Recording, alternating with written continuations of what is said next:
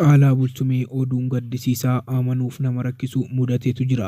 Oduun kun maalii tokko lama jechuun dhaga'uuf adeemtuu maatii Oromiyaa Tootaal.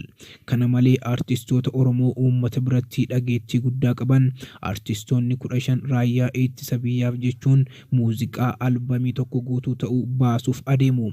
Artistoonni kun eenyu 15 isaanii tokko lama jechuun kan isin biraan geenyu ta'a. Kana malees artisti Margituu Warqinaa Caalaa Bultumeef deebii ajaa'ibaa kenniteetu jirti. Ishee malees artisti Caalaa Daggafaa bifa walalootiin ergaa guddaa kan qabu Caalaa Bultumeef ergeetu jira tokko lama jechuun kana kan isin dhageessinu ta'a. Maatii Oromiyaa Tootaal hanga xumuraatti hordofaa, viidiyoo kana laayik taasisaa. Akkasuma kan haaraa taatan chaanaalii kana Oromiyaa Tootaal sabskiraayib taasifachuu hin dagatinaa.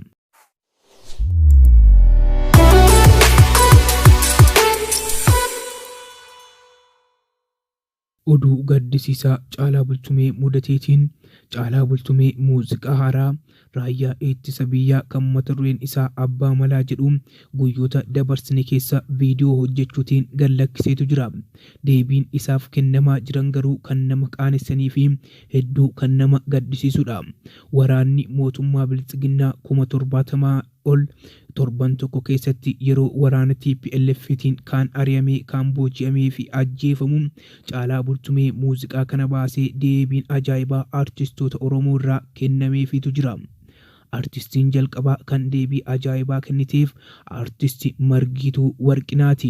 Artisti Margituu Warqinaa akka armaan gadiitti fuula feesbuukii Caalaa Bultumee jala deemuutiin koomentii ajaa'ibaa kana kenniteefitu jirta. Afaanuma waboo ittiin faarsiteen gaafa gantuu faarsitu hin qaanfattu ati jechuun artisti Margituu Warqinaa Caalaa Bultumeef koomentii ajaa'ibaa kenniteetu jirti. Artisti Margituu Warqinaa akkuma beennu weelluu isee Obombo Boleettii jedhu uummata biratti jaallatamummaa guddaa horatee daawwattoota miliyoona 3 ol argateetu jira. Gama Caalaa Bultumeetiin muuziqaa inni Abbaa Malaa jechuutiin gallakkisee ji'a tokko dura oodiyoosaa kan baasee dislaayikii 3,000 ol argateetu jira. Gama biraan ammoo kan artisti Margituu Warqinaa viyuu miliyoona 3 ol argachuutiin waan ajaa'ibaa ta'etu jira. Kana malee artisti Caalaa Daggafaa fuula feesbuukii isaa Caalaa Daggafaa warra galaan jedhu irratti bifa cigootiin deebii ajaa'ibaa Caalaa Bultumeef deebiseetu jira. Akkas jetti walaloo inni barreesse: eessattan bahee badaa abbaa koo gooba kormaa, eessumman koo qeerransa diina jalan kurkuru, irbuu sabaan gurguru, shumburaan funyaan qabdii furrii hin fudhattuuf malee, garaa koo quuqqaa qabdii amma hin himattuuf malee, yuuyyeedhaan mooraa jechuu hin barsiifne garaan koo, ruurreedhaan gooftaa jechuun hin balleessu maqaa koo, hin wacu akka simbiraa akkuma ta'ettan jira jechuutiin walaloo kanaatiin bifa ajaa'ibaan Caalaa Bultumeef deebii ajaa'ibaa fi akkasuma yaada qabu ibsateetu jira.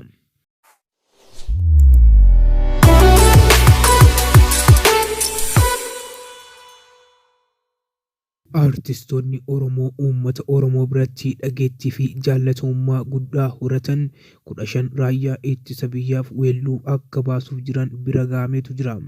Albamni isaanii mata dureen isaa Abbaa Malaa kan jedhuu fi qeenxeen sirba kanaas kan weellifame artisti Caalaa Bultumeetiinidha.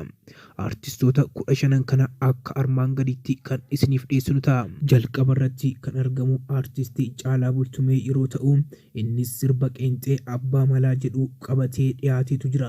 Lammaffaan Sayyoo Dandanaa, Galatoomaa, Dassaalanyi Beekamaa, Itiyoophiyaa, Getaachoo Haayile Maariyaam, Yaa Lola Eeboo, artisti Isqiyaas Mazammir, Jabaatu Biyya Eegaa, artisti Jireenyaa Shifarraa, Raayyaa, artisti Bu'aaraa Biraanuu, Daangaa Biyyaa, akkasumallee artisti Kee'ol Naggasaa, Keenya Itiyoophiyaa, artisti Maashoo Abdur Amaan, Maafteenyaa, artisti Saaliyaa Saamii, Raayyaa, artisti Siisaay Tufaa, raayyaa ittisaa. Lammaffaa irratti kan argamu artistii uummata biratti jaallatamummaa guddaa horate artisti Sinishaw Mul'ataa mata duree biyya koo jedhuutiin akkasumallee artistoota Siisaay Tufaa, Sinishaw Mul'ataa, artisti Taaddasaa, artisti Tafarii Salaalee fi artistoonni kan biraa namoonni lama itti dabalamuutiin muuziqaa kana hojjetanii xumuranii gabaarra oolchuuf argamu.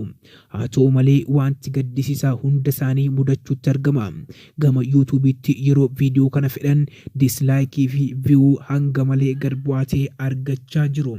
Artistoota kanneen keessaa uummata biratti dhageettii guddaa kan qabaachaa turan kanneen akka Caalaa Bultumee, Saaliyaa Saamii, Sinishaw Mul'ataa, akkasumallee artistii Jireenyaa Shifarraaw Isqiyaas Mazammirii fi artistii Tafarii Salaalee kan keessatti caqasamanidha.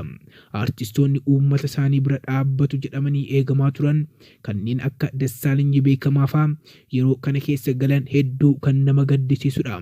Akkasuma artistii Bohaaraa Biraanuu muuziqaalee isaa adda addaatiin uummata biratti jaallatamee haa turu malee yeroo kana bifa nama gaddisiisuutiin muuziqoota kana keessatti hirmaatetu jira.